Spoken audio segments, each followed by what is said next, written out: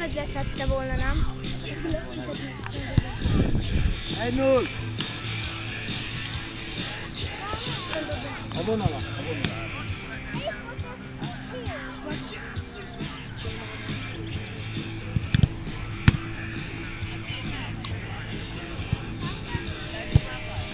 Egy.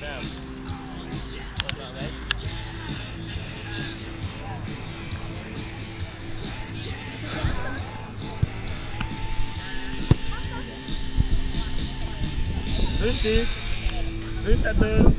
1, 2, 3, 4.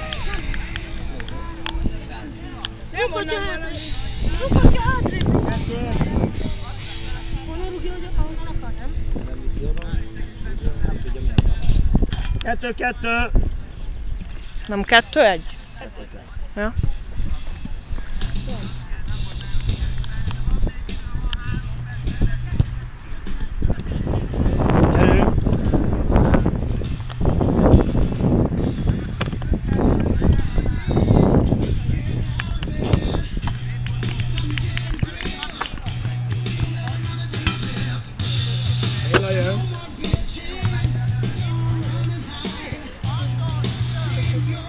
Zicsernél idáig hosszantja a zicser. Ott a másik labda.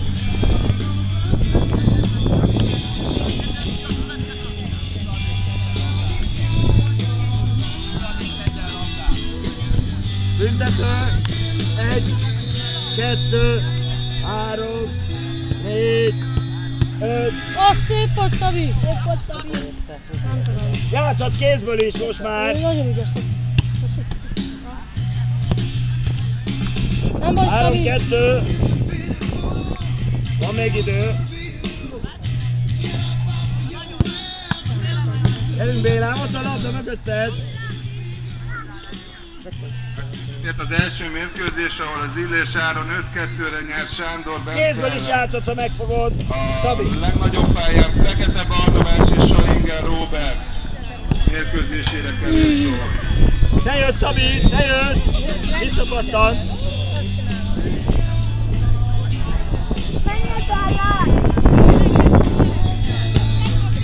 Három! Szép volt, Muci! Az 5x2-es kapuk versenyében a Tamási Bence és Sebestyén Zalán mérkőzés következik, majd kérem készüljenek föl a résztvevők.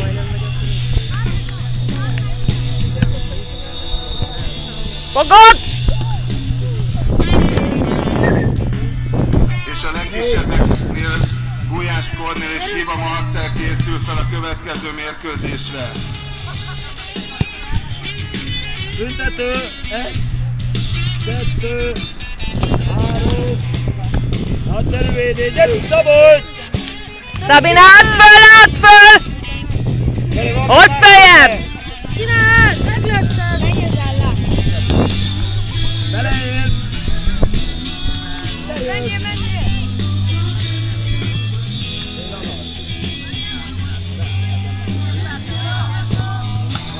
Gyerünk! Csináld már, Szabi! Gyerünk, Szabi! Gyerünk, Szabi! Ez gól lesz. Gyerünk, Béla! Gyerünk, Szabi, meg lesz! Egyben! Szabi! Büntető! Büntetőnk van! Gyerünk!